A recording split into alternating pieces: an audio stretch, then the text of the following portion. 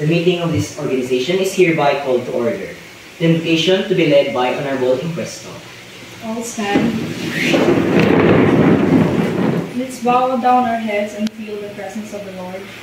Panginoon, salamat po sa pagkakataong ito na kami ay magsama-sama para sa magplano at maglingkod. Gabayan niyo po kami sa bawat desisyon at gawain. Amen. Amen. So, the members please be seated. Will come to order. Magandang hapon sa ating lahat. Ngayon, tayo ay magsisimula palang buo ng isang organisasyon. I suppose you cannot call the roll just yet. Ngunit, meron akong listahan sa mga dadalo sa pagpupulong na ito. Binigay ko na ito kay Honorable Basilo. So, maaari mo ba itong basahin po? Nicole Bungot. Yes, sir. Honorable Ninaya Ituliorin. Honorable Nicola Fuentes. Here. Honorable Jillian Pesto. Present. Honorable Dian Maxon. Hindi siya makadalo. Honorable Dennis Silvano. Present. Mr. Chair, there are 6 members present. There are 6 members present and 1 absent. And 1 member is absent. The chair declares that there is a quorum. The chair also declares that this meeting be duly open for transaction or business attention to matters which may be properly presented or disposed of. Since we are a newly formed organization, may we properly start off with introducing ourselves. Ako nga pala si Mon Joshua Daclag, pinuno ng Himig at Tugtog Productions. So sa ngayon, ako muna magpa-facilitate ng meeting. Sa pagpupulong na ito, narito ang talaan ng pag-uusapan. Pipili tayo ng mga opisyal, papangalanan natin ang ating grupo, at higit sa lahat, magplano tayo para sa Charter Week. Are there any objections? All in favor, raise your hands. Ako nga pala si Arthur Lorraine Basalo, pinuno ng Laro para sa Lahat. Magandang hapon sa inyong lahat. Ako nga pala si Dirk Nicole Bungot, Head of Leaf and Life Foundation. Magandang araw, ako po si Ninaya Stellare. I am the head of Lakad ng Kinabukasan Organization. I'm Nicola Fuentes from Hearts and Hands Studio. I'm Jillian Impuesto, head of Brains of Goodness. Ako si Denise Faye Silvano, head ng Diwa at Kalsada. Since we are already done with introducing ourselves, may we all proceed to electing our organization's officers. The table is now open for nominations. I nominate Mon Joshua Daclag as President. Are there any other nominations? There is none. Is there a motion to close the nomination for President? I move to close the nomination for President. Is there a second? I second the motion. The nomination for President is now closed. I nominate Dirk Bungot. I nominate Denise Silvano. All in favor of Denise as Vice President, raise your hand.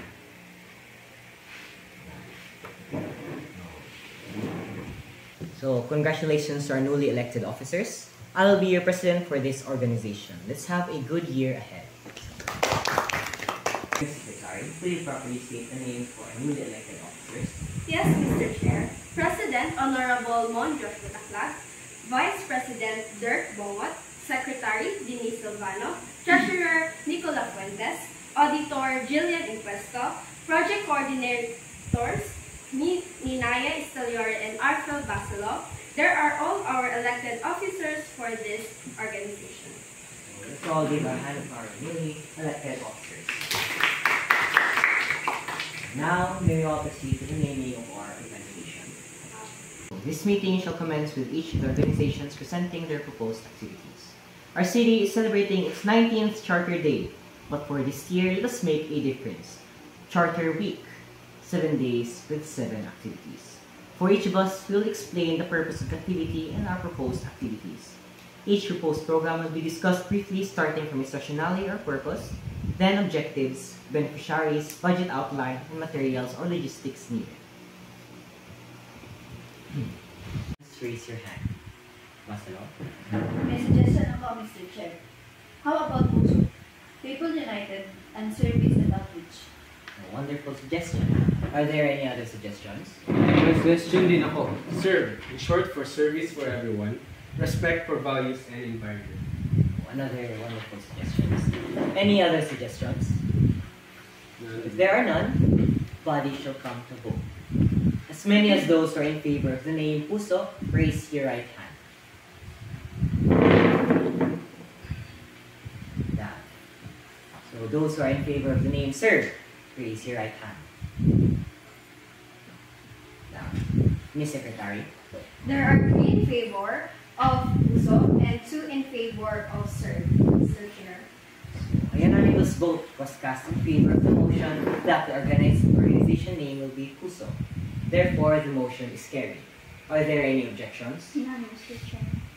There being none, let us proceed to our main agenda. To start off, my proposed activity would be Battle of the Bands, Tunog ng Lungsod. So, rationale, music has always been a powerful medium to bring communities together. This coming Charter Day celebration, Himig ng Tugtog, ay magdaos ng isang Battle of the Bands upang maipakita ang talento ng ating mga lokal na musikero. Through this event, we also aim to strengthen our city's cultural pride and foster unity among residents. Our objective, or like my proposed objectives that we will gain from this, is to promote local talent, to celebrate culture and unity, hikayatin ang kabataan, at suportahan ang lokal na ekonomiya at magtaguyod ng healthy competition. Beneficiaries include local bands, musicians, local businesses, general public, and of course our city government.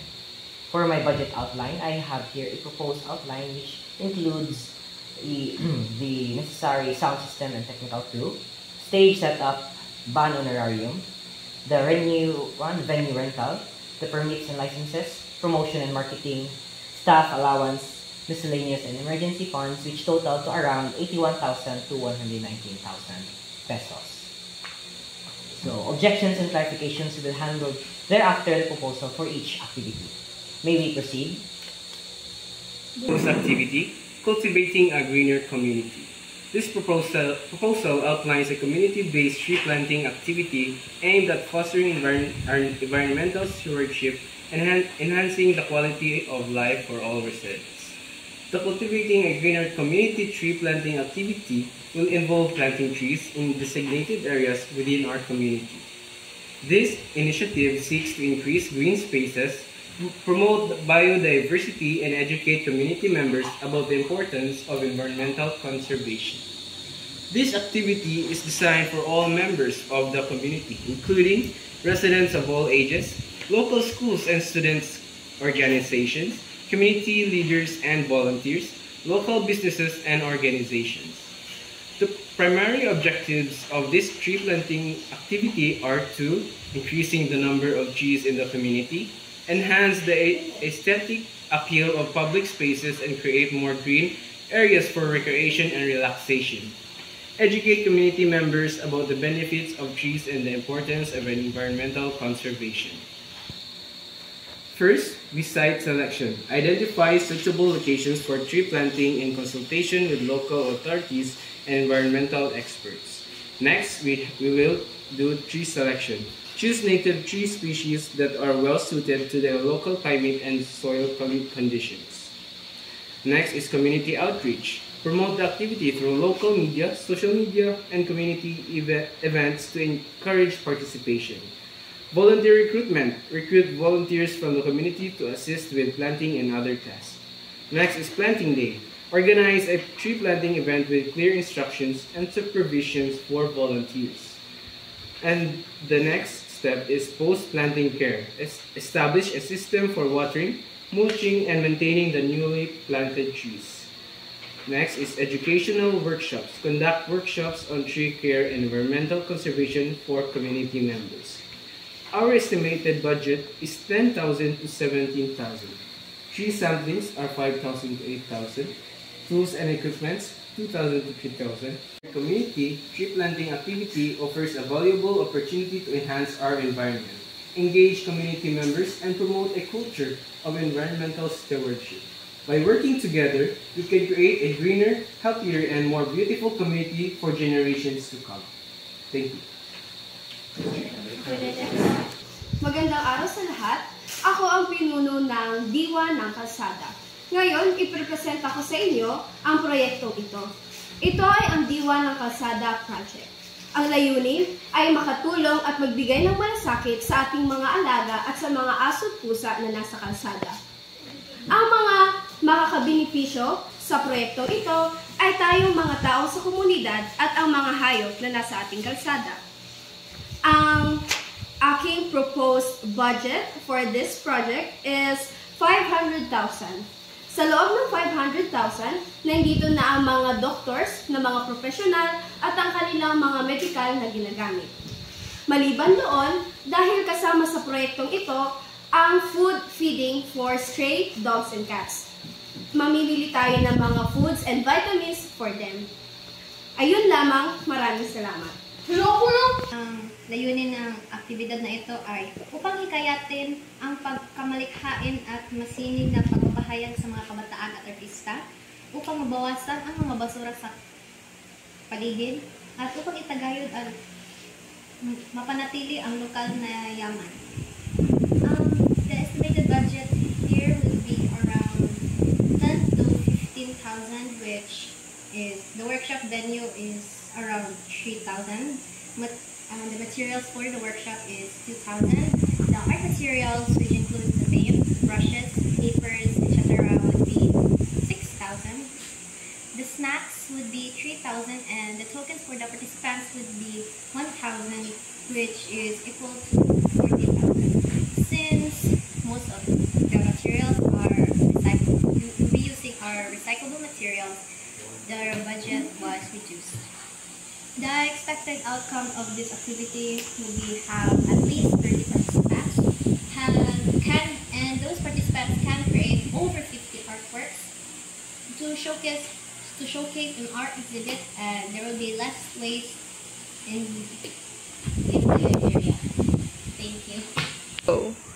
The expected outcome of this activity would be have at least 30 participants, and those participants would have over 50 artworks to showcase in the exhibit, and there would be less waste seen in the community. That's all. Thank you. My proposed activity, it will be entitled Salo-Salo para sa Bayan. This project is to give free food for the community, and its purpose is to aim to promote community solidarity by providing free meals to residents during the Charter Day celebration. And also, this event will simultaneously address two key objectives, alleviating temporary food insecurity among residents and supporting our local agricultural producers. The beneficiaries for this activity will be residents of the city, and special priority given to low-income families, senior citizens, and vulnerable groups.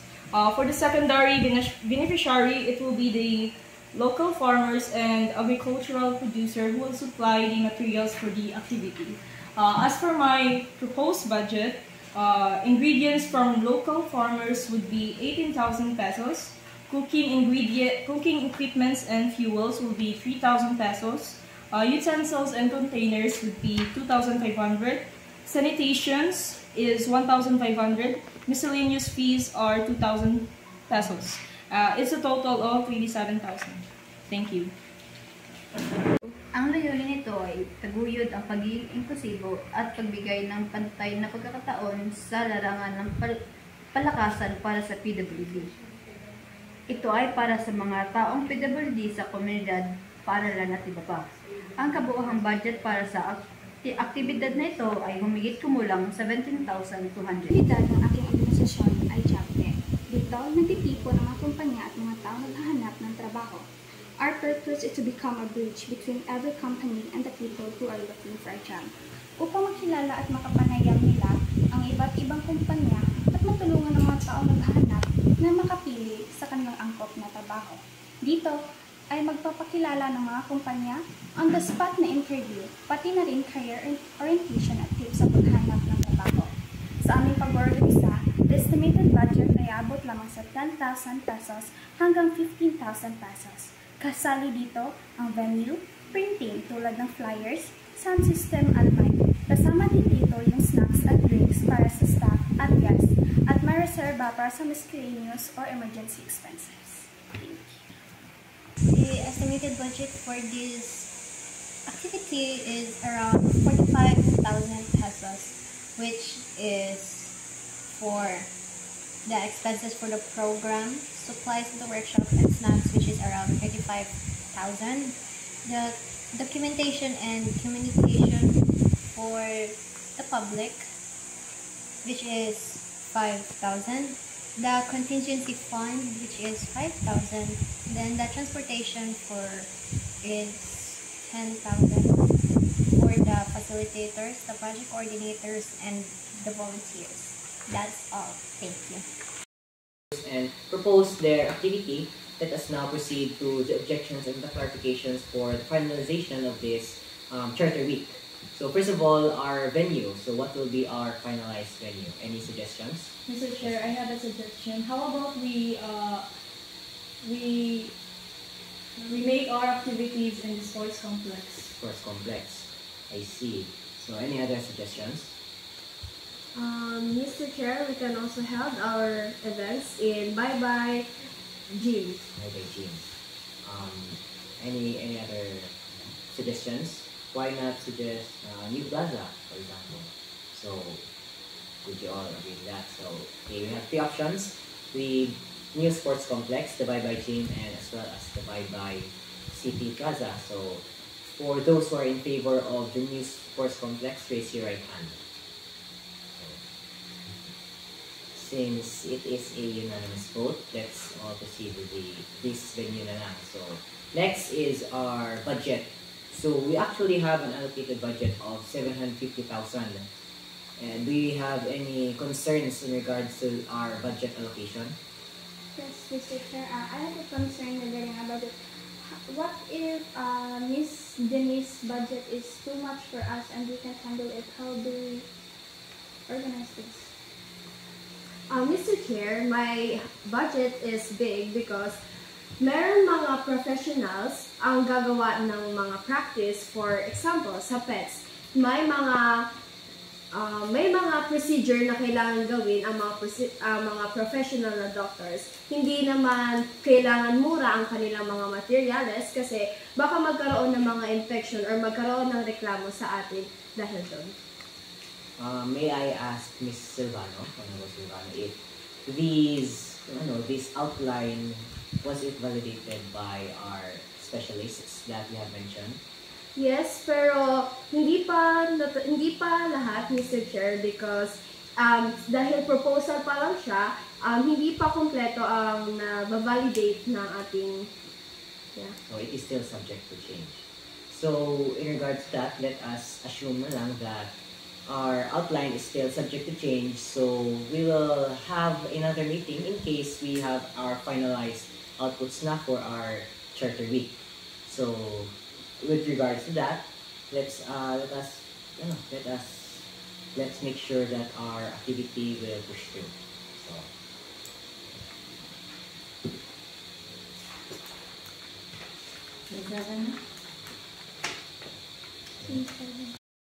everyone, as your appointed president, nagpapasalamat ako sa inyong tiwala. There is only one goal in our minds, and that is tumulong.